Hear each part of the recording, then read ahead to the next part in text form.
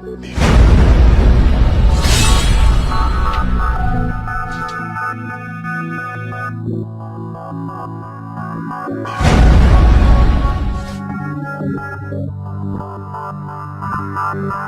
a hablar un poco, vamos a dialogar alrededor de la construcción política y teórica de la democracia, la ciudadanía y la participación política, realizar un recorrido histórico desde la acceso de las mujeres a la ciudadanía en el espacio público, un poco la historia del movimiento supremacista en Europa y en Colombia. Vamos a reflexionar respecto al ejercicio de derechos políticos ciudadanos de las mujeres y de las personas de los sectores LGBT. Y yo creo que en la siguiente sesión vamos a trabajar estos dos, vamos a identificar las razones que dificultan el acceso de las mujeres y de las personas LGBT a los espacios públicos políticos y proponer acciones, digamos, estrategias de acción colectiva que permitan posicionar un poco las demandas de las mujeres y de las personas LGBT en espacios institucionales. Este último objetivo se va a cruzar mucho con el taller que vamos a hacer en el último módulo, que ya va a ser más como un taller más práctico alrededor de construir, vamos a construir una agenda social y de movilización alrededor de la política pública de mujeres y la política pública LGBT. Eso va a ser como el ejercicio final. Yo les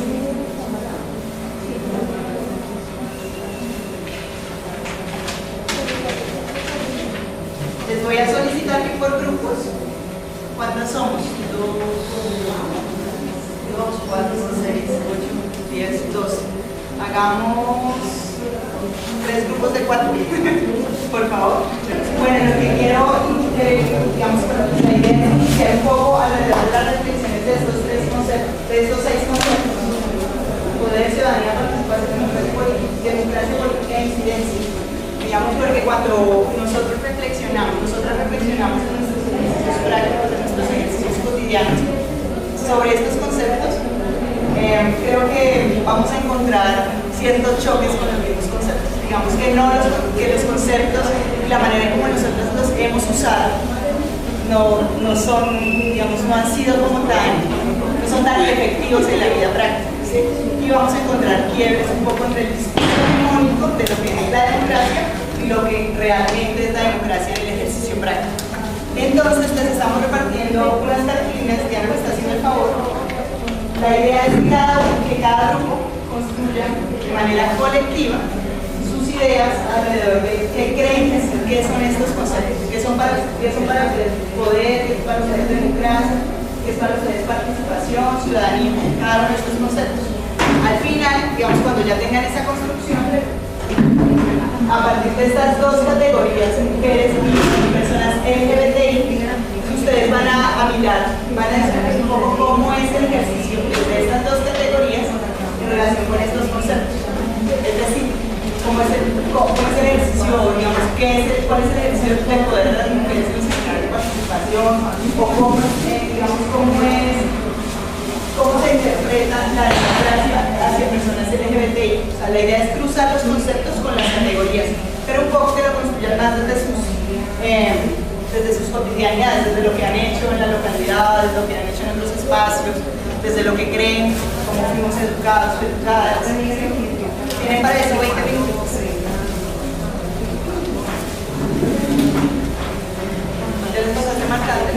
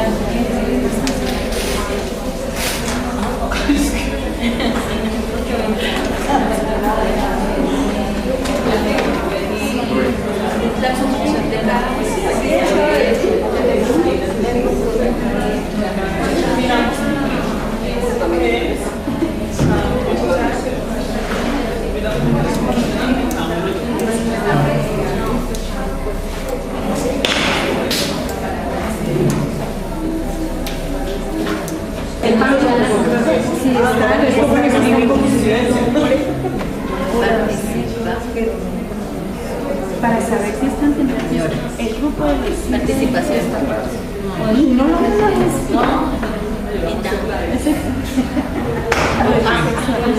entonces tendríamos que conocer. Por eso digamos desde su eso es lo que nosotros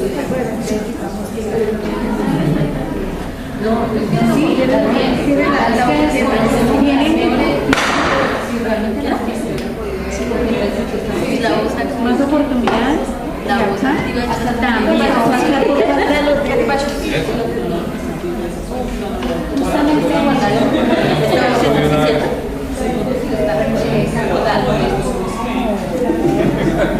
Si es por participación, ellos tenemos las oportunidades ellos también. Que no sepamos. ¿Y la voz activa? ¿Sí? ¿Qué? ¿La voz activa qué fue? Hecha acción.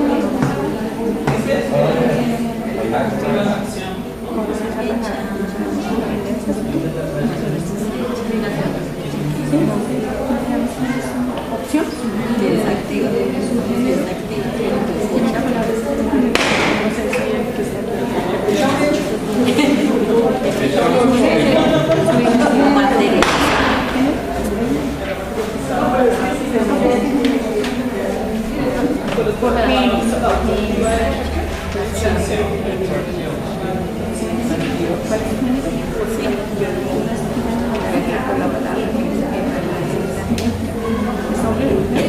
Establecidos por las materias, pero se le puede decir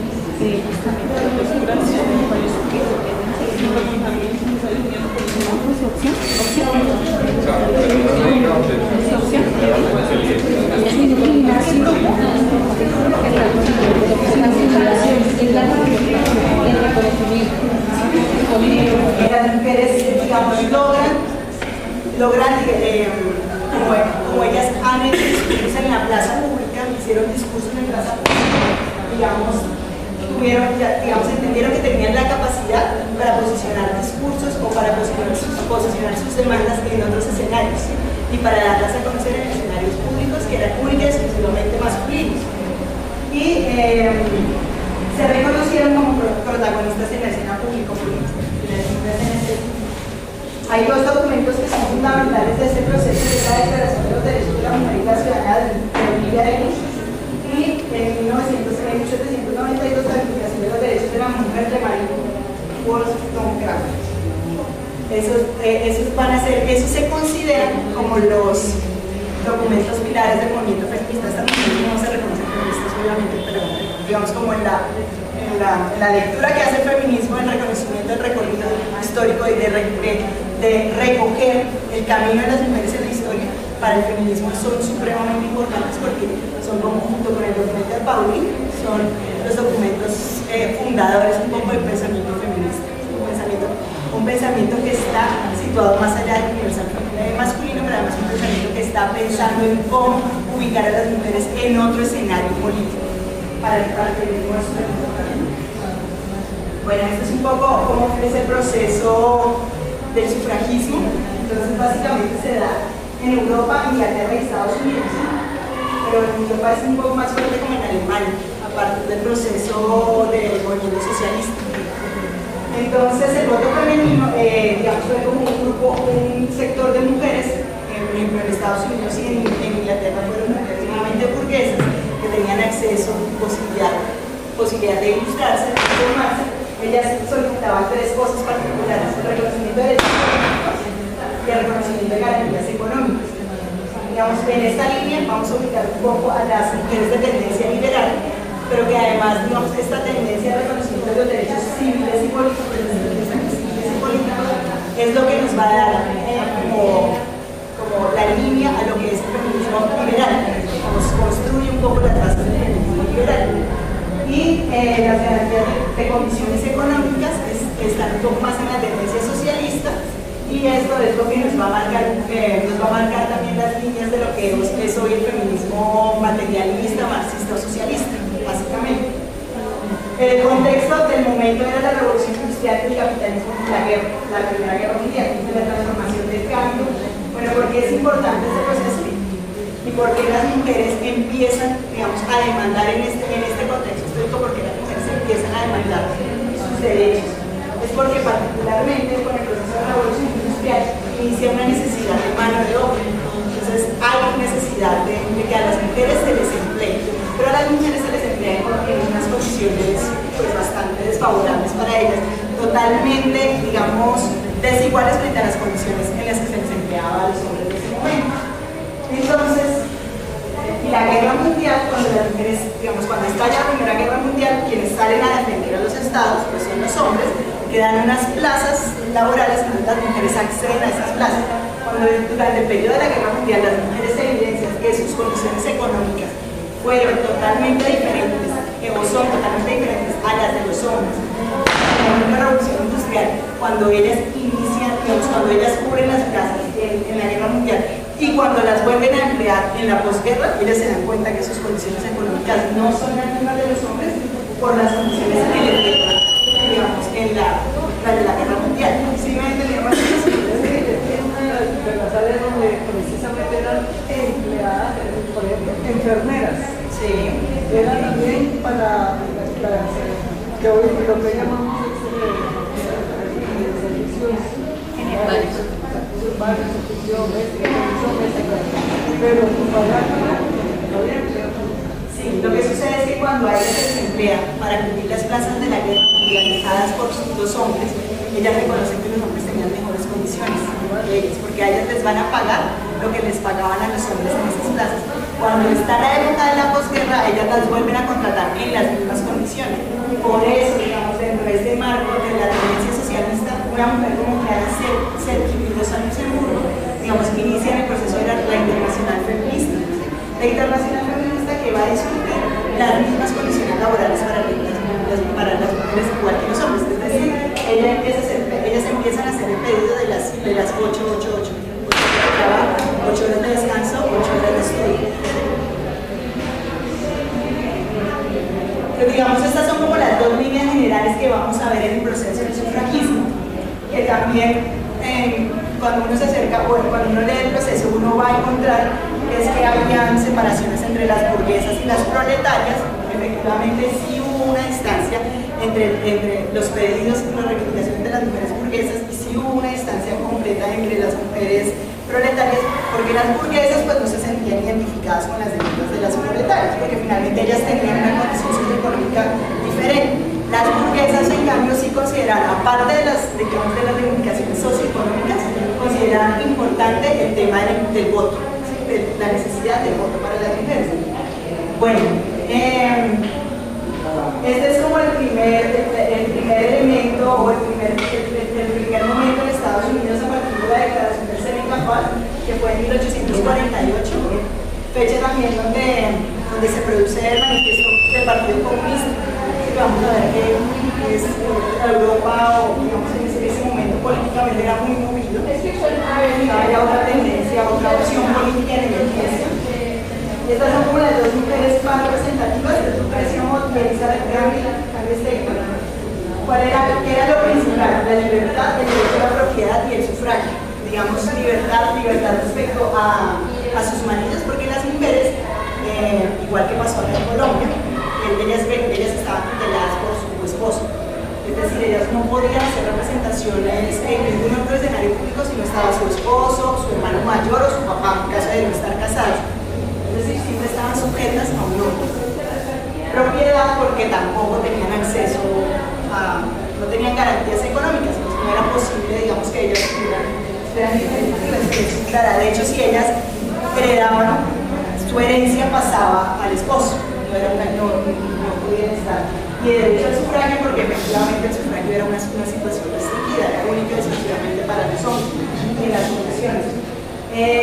Digamos, para ellas es supremamente importante el derecho a la propiedad, porque ellas consideraban que si tú tenías garantías socioeconómicas, podías sencillamente liberarte de otras condiciones de subordinación, que es básicamente un poco la lógica del feminismo liberal. Por eso les decía al principio que la tendencia inicial, digamos que estas dos vertientes entre el liberalismo, entre la tendencia liberal y la tendencia socialista, da como las fuentes o la estructura para el feminismo liberal. es que, por ejemplo, desde el feminismo liberal se considera primero es toda la introducción de la ley de cuotas, es decir, que necesitábamos nivelar a las mujeres para garantizarles condiciones en igualdad de condiciones, garantizar espacios en igualdad de condiciones con los hombres. Es todo este tema de las acciones afirmativas, que no son del todo malas, pero que las acciones afirmativas, no solo la transformación de jurídico-legal, le garantiza a las mujeres que efectivamente va a acceder a los derechos. ¿Sí? Eso es un poco la crítica que se hace. Pero para ellas, para el feminismo liberal, es importante las transformaciones jurídico-legales. Transformar este titular, pero además también hay otras discusiones respecto a que el derecho no es un derecho neutral, o sea, que el derecho es un derecho, digamos, pensado también un poco desde la mirada masculina, ¿sí? En beneficio de los hombres. Y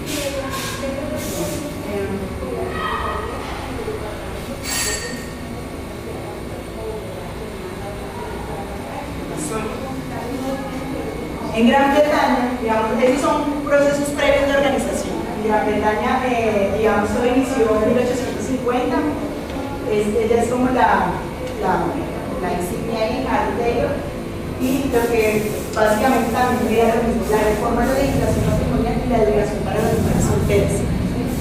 En 1866 se les niega el derecho al voto. Ellas crean la Asociación Nacional Pro Sufragio de la Mujer. Es muy importante, digamos, identificar que las mujeres en todo este proceso, cuando a ellas se les obstaculiza, ellas aquí acuden al proceso organizativo colectivo.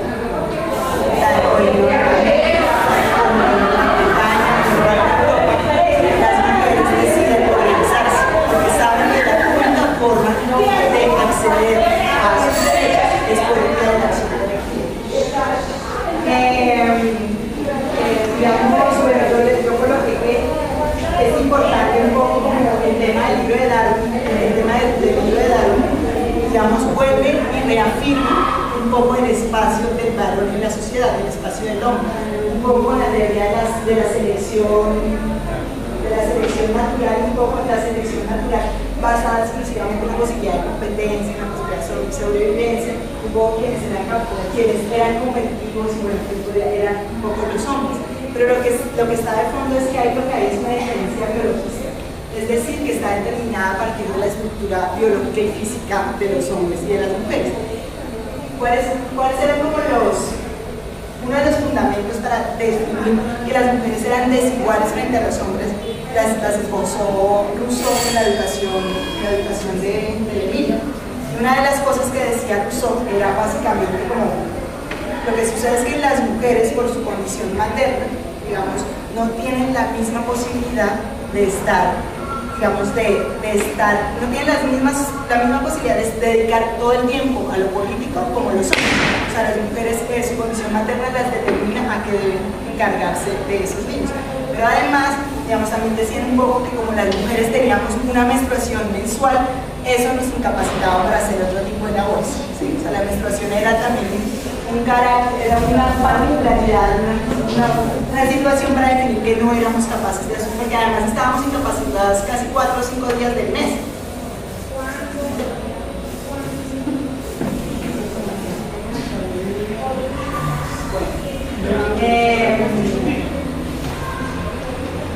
Bueno, esto es básicamente lo que les había hablado un poco de la contradicción entre la tendencia liberal y la tendencia socialista, que las hizo en cierto modo distanciarse y crear espacios diferenciales, que fue un poco la internacional de mujeres socialistas. Las socialistas no participaron en las asociaciones sufragistas. Ellas decidieron que, digamos, que no acompañaban las demandas de las mujeres, pues porque no se identificaban con las burguesas. En Gran Bretaña, digamos, las mujeres de 1870 a 1878, pues ellas presentaron varios proyectos a favor del sufragio femenino. Todos en el 70, en el 84 y el 97, digamos, nunca les fue aprobado en la mayoría, digamos, en las dos cámaras, en la Cámara de los Lores y en la Cámara de los Jóvenes, generalmente nunca se aprobaban los dos. En 1884 Inglaterra amplió el derecho al voto para los varones de clases bajas y medias y para los varones proletarios, pero pues para las mujeres, digamos, cuando se decidió discutir el tema del derecho al voto para las mujeres, pues los hombres llegaron a la fórmula de que podía poner en peligro el proyecto original si se discutía ese tema. porque si se metía el tema del derecho al voto, pues todo el mundo iba a decir no. O sea, no, mejor descartemos el derecho al voto para estos hombres, entonces no lo presentaban de manera conjunta, lo presentaban de manera separada. Y para el siglo XX las mujeres se abren. En 1917 termina la Primera Guerra Mundial y las mujeres alcanzan, digamos, en Inglaterra alcanzan el derecho al voto. Pero también es supremamente importante que cuando a las mujeres se les empezó a dar negativas, ellas, digamos, ya trascienden su acción. ¿Cómo trascienden su acción?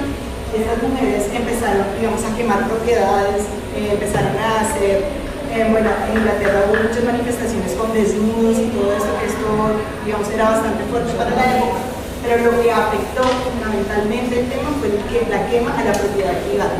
Ellas atacaron la propiedad privada porque además entendían el carácter en ese momento de la emergencia, digamos, de la consolidación del capitalismo. Por eso muchas de estas fueron digamos, encarceladas. Hay una mujer que se llama, el nombre es Pankhurst, pero yo me acuerdo de Emily Pankhurst, no estoy mal, ella fue exiliada a Estados Unidos. Digamos, su exilio también contribuyó un poco al proceso en Estados Unidos, porque, digamos, ella acompañó a las sufragistas en el proceso. Ellas hicieron recorridos por cada uno de los estados para ir garantizando adeptos, es decir, para ir ganando público a favor del sufragio. Ellas fueron estado por estado.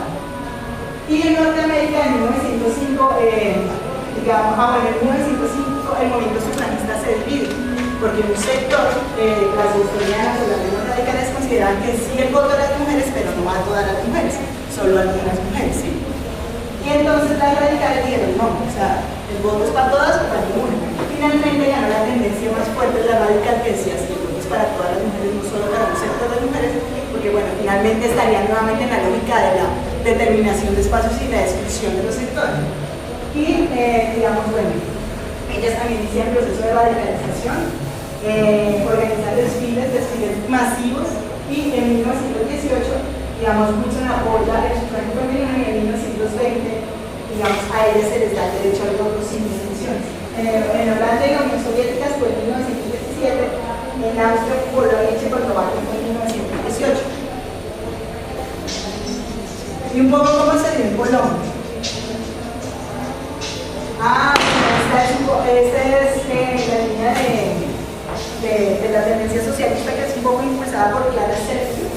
Ella es la fundadora, junto con Rosa Luxemburgo, de la Conferencia Internacional de las Mujeres Socialistas. Ese se realizó en 1907. Un poco de la recuperación histórica que hay que hacer de ese momento es que en ese momento es como la fecha de conmemoración del 8 de marzo. Básicamente ellas la hacen un poco en el sentido de reconocer una quema, porque hay muchas versiones históricas, ¿no?, respecto al tema de las mujeres quemadas en una fábrica y encerradas por un patrón. Lo cierto es que en el contexto las mujeres sí venían siendo oprimidas en sus trabajos, y sí hubo efectivamente, digamos, un proceso de movilización masiva de mujeres obreras, y digamos, la conferencia hace un homenaje a estas mujeres en el 8 de marzo. El 8 de marzo es finalmente el escenario de la Internacional Socialista. No es el 8 de marzo la fecha en que la ONU decidió nombrar además como los derechos de las mujeres, sino que también otros sectores organizados. El 8 de marzo es el Día Internacional de los Derechos de las Mujeres Trabajadoras, un poco para reivindicar y reconocer que hubo un proceso internacionalista alrededor del pedido de derechos económicos y sociales. Que pedían también ellas al interior de sus espacios. Ellas venían ascendiendo políticamente en sus escenarios partidarios. Ellas eran militantes del Partido Comunista Alemán, y básicamente lo que pedían era la participación de las mujeres en los partidos políticos y la inserción femenina en la dinámica capitalista, digamos, por la manera como se eran contratadas. Ellas solicitaban la disminución de las cargas laborales versus sus trabajos domésticos y el trabajo reproductivo. Digamos, hicieron análisis. Bueno, esta es un poco más la línea de lo que discute hoy, o lo que discute hoy, lo que está diciendo el feminismo materialista, marxista y socialista. Es decir, que ellos reconocen que hay un modelo de producción capitalista, pero además los marxistas, los socialistas y los materialistas reconocen que hay un modelo de producción doméstica. Es decir, que el trabajo de las mujeres fue apropiado en la institución familiar o en el matrimonio, pero además están en condición de esclavitud. Es decir, que a ninguna de nosotras nos han pagado por cuidar a los niños, por hacer el aseo de la casa, por hacer el almuerzo. Entonces ya reconocen que hay un modo de producción doméstica, que además lo que generó en la sociedad fue un sistema de esclavitud, pero además un sistema de esclavitud sustentado en que pues yo traigo la plata, yo la sostengo a usted, ¿sí? Pero lo que ellas dicen es que, claro, usted trae la plata, usted me sostiene a mí, pero si resulta que yo no quiero hacer esto, usted cómo tiene que conseguir digamos, esas necesidades del hogar, ¿cómo las debemos conseguir? Pues contratando y pagándole a alguien. Pues porque no me lo paga a mí, y si se lo tenemos que pagar a una tercera. Es decir, lo que ellas dicen es que todo lo que se produce en el interior del hogar es un bien que tiene valor, es un bien de campo, es un bien de uso y un bien de campo. Digamos, utilizan un poco como utilizan las categorías marxistas del análisis del materialismo histórico, pero se distancian también un poco de Marx o de los marxistas al decir que ustedes no analizaron este modo de producción. Ustedes no nos tuvieron en cuenta dentro de su teoría de la producción de la economía capitalista.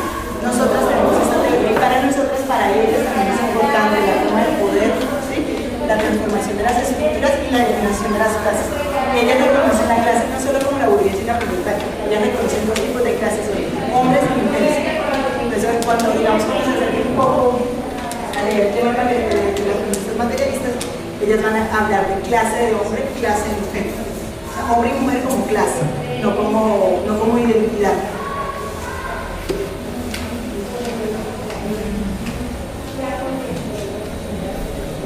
Bueno, en Colombia está, digamos, ellas inician su proceso, su accionar político desde 1930. Las mujeres un poco más reconocidas no son las únicas, son Ofelia Costa y Georgina Fletcher.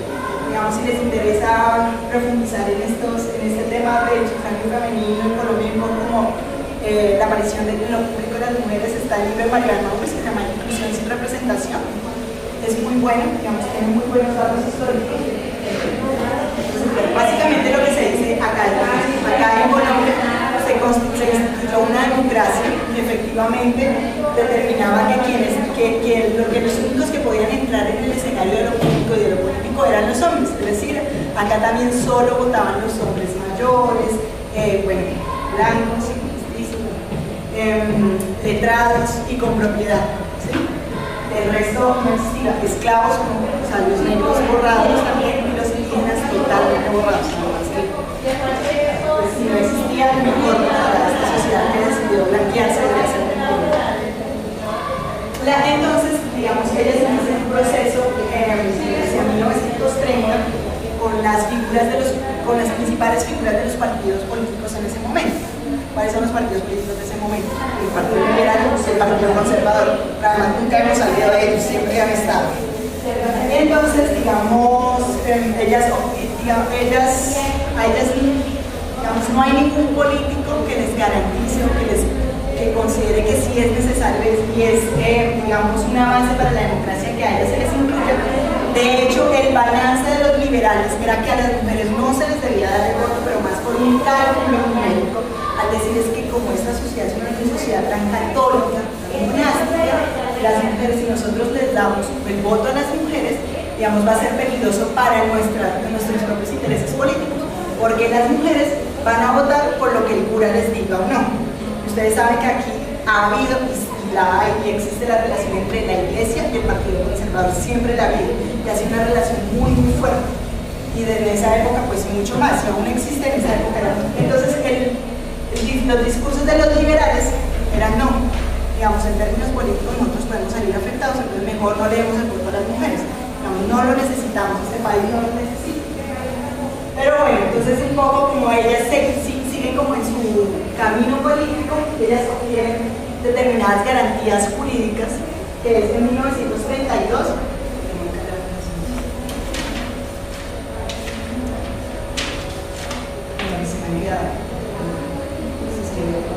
En 1932 se suprime el tutelaje del marido sobre la esposa. Ellas pueden comparecer libremente ante el juez. Ellas son libres de administrar sus bienes y salen a las mujeres en el código civil, el código estábamos en la lista de menores de edad y de incapaces. Nosotros éramos para el Estado colombiano incapaces, legalmente, ¿no? En 1936 se le faculta a las mujeres para desempeñar cargos públicos. La primera mujer ministra, no recuerdo el nombre, pero fue la ministra de Educación. O sea, finalmente a las mujeres se les ubicaba un poco como en los espacios que eran acordes a sus tareas domésticas, que se relacionaban con sus tareas domésticas. En 1945 se les reconoce como ciudadanas, es decir, se les cedula, pero no tienen derecho a elegir y ser elegidas. Hasta 1954 se les reconoce el voto, el derecho al voto a las mujeres. Las mujeres ejercen su derecho al voto hasta 1957 y ejercen el derecho al voto para definir si aprueban o no, es un plebiscito para aprobar o no el Frente Nacional. ¿Sí? Después llega el Frente Nacional y pasan 16 años de Frente Nacional y las mujeres vuelven a votar hasta después de 16 años, cuando se dejan de alternar el poder los liberales y los conservadores. Es un poco, también el camino un poco trágico de la ciudadanía de las mujeres, un poco como en datos actuales. Por ejemplo, a las mujeres hasta 1980 se nos permitió hacer la ligadura de trompas sin permiso o autorización del esposo. Eso no quiere decir que en la actualidad no se siga pidiendo digamos, el permiso del esposo. Hay muchas mujeres, de hecho muchas de mis amigas tienen que llevar el permiso de su compañero, de su esposo, no sé qué, para ver si les hacen o no les hacen la ligadura. Pero además tienes que tener una edad, pero además tienes que tener 2 hijos si quieres digamos, hacerte la ligadura. Un poco las sustentaciones de la medicina, de por qué a las mujeres se les determinan estos requisitos, es porque en psiquiatría las mujeres somos bipolares. Es decir, que nosotras, como estamos medio chifloretas, o sea, un día queremos decir no queremos tener hijos, y a las 2 semanas estamos muertas del dolor porque efectivamente sí queríamos tener hijos. Entonces, lo que hace la medicina es curarse un poco a partir de la bipolaridad y ese no saber qué quieren las mujeres en la vida, porque además tampoco podemos tomar decisiones. Ustedes ya lo han visto con todo el tema del aborto, que es bastante complejo en este país.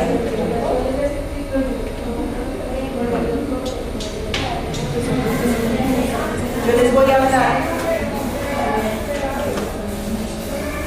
Este es un poco como un recorrido histórico muy rápido de este tema. Digamos, en la USB que a ustedes se les va a entregar y en la plataforma hay muchísimos textos, altísimos textos sobre el tema. Digamos, si les interesa, pues digamos, ahí está la consulta. Sobre todo son textos feministas, ¿sí? Porque básicamente es toda la crítica feminista a la construcción de la ciudadanía moderna y del Estado y de la democracia, en términos de la construcción de la modernidad. Entonces, un poco para hablar desde esa crítica feminista, hay algo que se llama, el feminismo ha hecho un análisis crítico de la democracia. En ese análisis crítico de la democracia, las feministas se preguntan, bueno, ¿cuál es el lugar que han ocupado las mujeres en la sociedad? ¿Cuál es el lugar que hemos ocupado las mujeres en la sociedad? Ellas, digamos, reconocen que efectivamente la sociedad se ha construido y se ha definido a partir de un solo significado, que es el significado masculino. A partir del significado masculino. Entonces, quiere decir que las mujeres, digamos, se nos fue determinado a partir de lo que el hombre definía o construía nuestra identidad.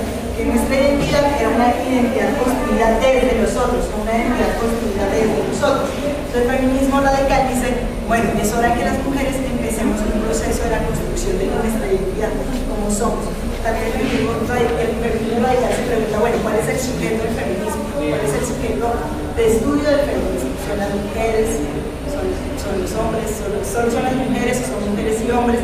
Y esa pregunta, digamos, es importante para definir cuáles serían nuestros escenarios y nuestras posibilidades de interlocución y de acción política, sin definir el sujeto del feminismo. Aunque ellas, digamos, para ellas el sujeto del feminismo no es la mujer, para ellas el sujeto del feminismo es la sociedad y la transformación de las estructuras sociales.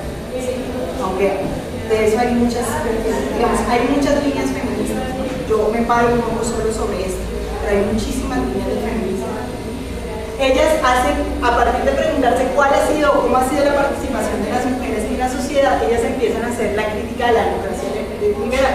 Democracia liberal que sea, digamos que sea reconocida por ser representativa, deliberativa y delegataria.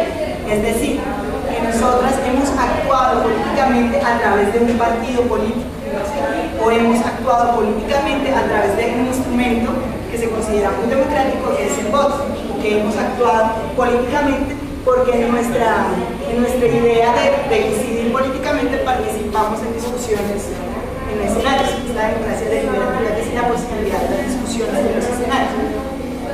Ellas entonces critican, digamos, el lugar determinado de las mujeres y critican las políticas de la igualdad, que era lo que yo les decía.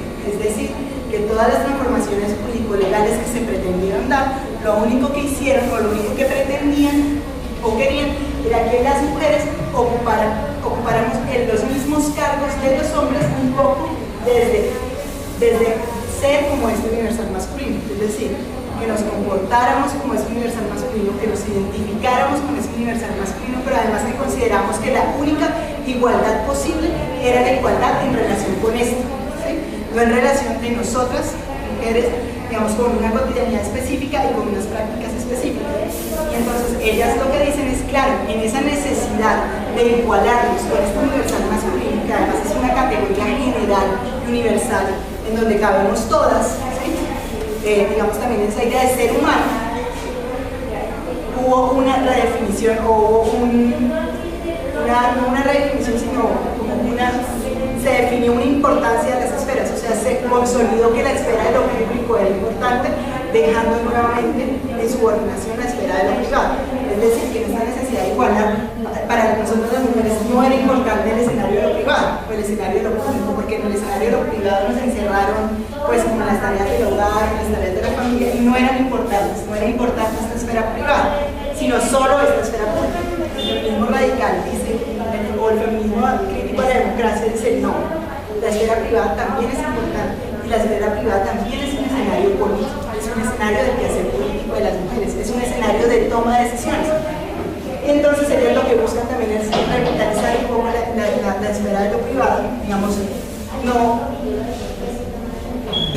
eliminando un poco esa idea de la subordinación de espacios. Es decir, que este espacio no puede ser más importante que este espacio, ¿sí? Como se ha construido históricamente. Entonces las mujeres queremos estar en este espacio porque este es el espacio del reconocimiento, este es el espacio de la identidad, este es el espacio de los que razonan, de los que piensan, de los que opinan y de los que toman decisiones. Este no. Entonces ellas quieren subvertir un poco ese esquema binario.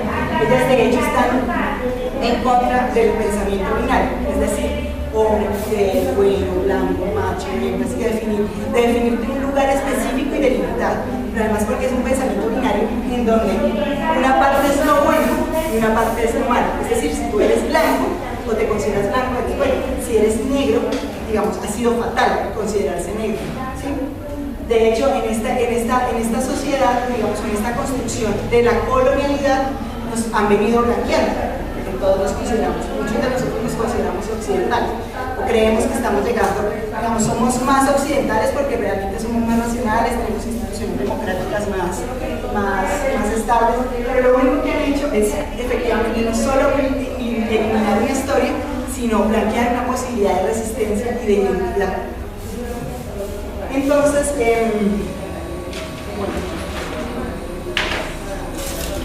¿cuál es la propuesta de ellos, digamos, a partir un poco de la crítica que hacen de estos escenarios?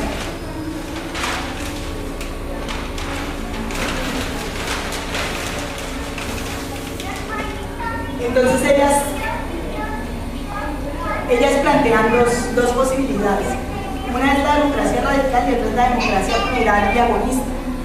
Digamos, de la tendencia de la democracia liberal radical son, digamos, Nancy Fraser y Ann Phillips, que son como dos feministas que han discutido un poco el tema. Ellas lo que hacen es básicamente discutir alrededor de las políticas de distribución y las políticas de reconocimiento. ¿Cuáles son las políticas? Particularmente Nancy Fraser dice, bueno, ¿cómo vamos a hacer, cómo conjugar estas dos líneas de política para que en la sociedad no siga, o en los estados, no siga imperando un poco el tema de la institución por encima del tema del reconocimiento, o el tema del reconocimiento por encima del tema de la institución? Entonces, ya está hablando del tema de la institución en términos de acceso a bienes, a servicios, garantías socioeconómicas, el tema de distribución de la riqueza ella no lo habla directamente de la distribución de la riqueza, pero es eso. Y las políticas de reconocimiento son las políticas de identidad, es decir, las políticas que se han hecho para el tema afro, para el tema de mujeres, para el tema LGBT. Eso ya lo que dice, bueno, necesitamos crear una acción política que defina que hay una posibilidad de encuentro de estos dos escenarios o de estas dos líneas de política. ¿Cuál es su propuesta? Su propuesta es que es necesario crear contrapúblicos hegemónicos versus públicos dominantes. ¿Cuáles son los públicos dominantes? En este caso, por ejemplo, tomando el ejemplo de la discusión de matrimonio civil para personas del mismo sexo, el público dominante es el Congreso de la República, la Iglesia, el procurador. Ellos tienen una posición ya construida alrededor del tema de la diversidad sexual y de la posibilidad del patrimonio y de la familia, ¿sí? Y el contrapúblico serían efectivamente las personas de los sectores LGBT, digamos, que están colocando otros discursos en otro escenario, ¿sí? Y que tienen otras posiciones respecto a estos tres contenidos.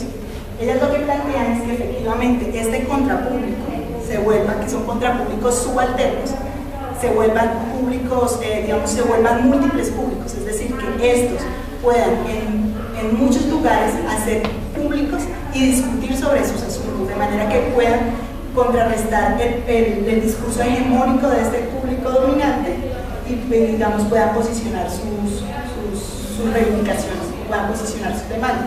Es decir, que puedan tener capacidad de agencia frente a este público dominante, teniendo claro que tienen otros públicos, otros contrapúblicos o múltiples públicos que están discutiendo sobre lo mismo y que piensan, digamos, que sí es necesario, que es lógico que puedan acceder a los mismos derechos de las personas, a los mismos derechos, bueno, tengamos los mismos derechos, básicamente. Entonces, esa es una de las propuestas para activarse políticamente, es cómo trascender en otros escenarios, para que se me olvide una cosa que les iba a decir, la otra mujer que habla un poco de la democracia plural y agonista es Chantal Mouffe.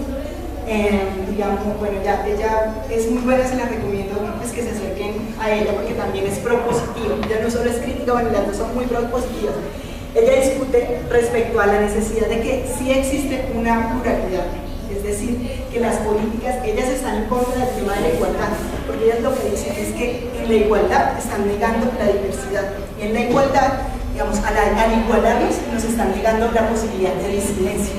Y ellas dicen lo que necesitamos para revitalizar la esfera de la democracia, porque además ellas sí dicen que la democracia, Chantal dice principalmente que la democracia sí es el gobierno del pueblo, digamos, y que el gobierno del pueblo puede determinar unos principios democráticos para hacer posible la democracia, pero que solo el pueblo lo puede hacer, digamos, a partir de esa igualdad, a partir de esa necesidad de nivelarnos con el otro. Lo único que han hecho es eliminar al disidente o a la disidente, eliminar la voz contraria.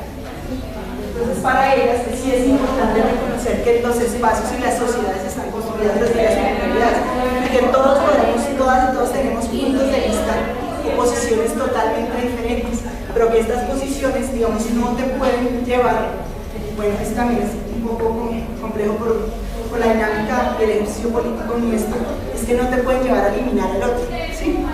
Eliminar en términos, bueno, aquí ya sabemos sino que, digamos, en esta necesidad de reconocer la pluralidad es necesario o es pertinente crear espacios deliberativos. Los espacios, ellas sí recuperan también la democracia deliberativa, pero la recuperan desde otras formas de hacer, del hacer. Entonces ellas dicen es necesario crear espacios deliberativos donde la pluralidad se encuentre, donde la pluralidad, por decir, vamos a discutir algo o vamos a hablar alrededor del aborto. Entonces vos tenés unas posiciones respecto al aborto y yo tengo otras, por decirlo.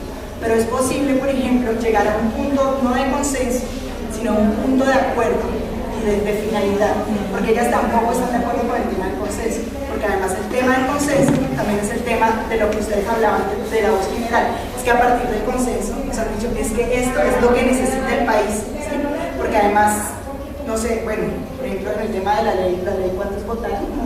51 votaron en contra. Ese es el consenso general, 51 votaron en contra. 52. Bueno, 52 y 18 o 15 votaron, 17 votaron a favor. Pero bueno, esa es la voz general, esa es la voz del pueblo en ese escenario, ¿sí? la voz del pueblo no era la que estaba, entonces no es la que está discutiendo, digamos. Ellos lo que dicen es que tenemos que abrir los espacios deliberativos y tenemos que abrir los espacios deliberativos para construir un sentido o sea, el sentido de la sociedad, cuál es nuestro camino, cuál es nuestro rumbo, no a partir del consenso que dice que se reúne, que el consenso reúne la voz general, el interés general. Entonces, bueno, ellas hablan que es necesario establecer espacios dialógicos de encuentro, es decir, este es un espacio dialógico de encuentro. ¿Sí? Entonces nosotros podríamos decir a partir del aborto, vos decís tal vez que, bueno, que no estás del todo de acuerdo porque no sé, consideras que, bueno, no sé, digamos, que no estás del todo de acuerdo, yo estoy plenamente de acuerdo, pero podríamos llegar al consenso de determinar que es necesario que quien tome la decisión frente a la maternidad sea la mujer, no sea otra institución. Y que tú, pues, a partir, por ejemplo, de tu creencia y tu doctrina religiosa, puedes decir, sí, claro, sí es necesario que yo la tome, ¿sí? Y que yo la tome por el sí o por el no, porque la posibilidad del aborto no te está obligando a abortarlo, la posibilidad del aborto te está definiendo, tú tienes dos márgenes, puedes decidir si sí o puedes decidir si no, ¿sí? Pero es darle la posibilidad a la mujer que la decide, ¿sí? Y ese puede ser el espacio dialógico en que nosotros, desde la pluralidad, podamos encontrar un punto de coincidencia. Y el punto de coincidencia es la determinación de la decisión de la mujer, fundamental, independientemente de la creencia. ¿Sí? Y a veces es difícil, ¿no? Porque las creencias son muy fuertes. Y entonces ellas dicen que la manera de construir identidades alrededor de, digamos, que sí es necesario construir identidades, pero que son identidades colectivas, no son identidades de lo que se ha dicho alrededor de las mujeres, lo que se ha dicho o lo que los académicos han dicho de los indígenas o los académicos, sino la necesidad de encontrarnos nosotros y de nosotros construir una identidad colectiva que nos dé un sentido del mundo, un sentido, digamos, de hacia dónde queremos que vaya o termine la sociedad en cierto sentido. Y entonces, básicamente, ellos lo que buscan es hacer una lucha por el poder y una lucha de posicionamiento del discurso. Ellas dicen que solo es posible deslegitimar las identidades que otras personas han construido respecto a nosotros, es a partir del posicionamiento de los discursos, de generar espacios discursivos. Los espacios discursivos también generan, digamos, contradicen los simbolismos que hay alrededor, por ejemplo, de las mujeres. Y esa es como la propuesta de la acción de la democracia radical, la construcción de públicos subalternos y múltiples públicos, de contrapúblicos hegemónicos y de los espacios dialógicos de la deliberación para encontrar un sentido un poco de y eso es lo que necesitamos. Pues digamos es muy rápido, es algo muy breve, pero yo digamos qué es lo que yo pretendía un poco, era que pensáramos desde las categorías y los conceptos que siempre nos hemos movido, porque creo que sí hemos sido muy funcionales un poco a la estructura social en la que nos han metido, pero además porque como somos sujetos, digamos porque estamos creados bajo principios democráticos, ¿sí? Subvertir el Estado, subvertir las instituciones, subvertir la estructura, suena un poco terrorista, suena un poco guerrillero, digamos, y no, digamos, es así, un poco el mecanismo de terror, un poco el mecanismo donde nos han tenido en esto bajo, por eso no hemos trascendido, digamos, no hemos trascendido como sociedad.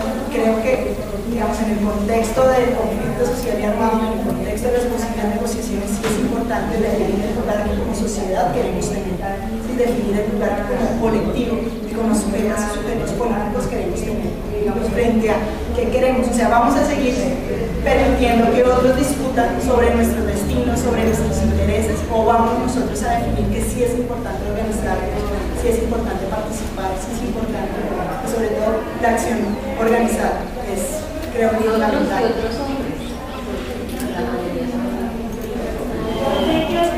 Ese es otro que hay que pensar, digamos, si uno cree que la participación política en los escenarios públicos, en los escenarios digamos, de representación política vía elección son importantes, pues entonces hay que definir otro tipo de personas en esos escenarios.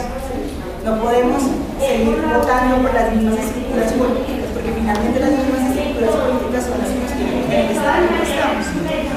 Entonces, si hay que pensarse acá, yo creo que acá deben llegar más mujeres al escenario político, acá deben llegar más personas al escenario político. Y es necesario empezar a armar o empezar a pensarnos en cómo ir generando personas en esos espacios. ¿Sí? Y porque hay que trabajar pues también de los dos lados. Yo creo en la teoría del virus, que tú en la institucionalidad contaminas y fuera de la institucionalidad también haces cosas positivas y muy necesarias. Entonces, muy trabajo. Gracias.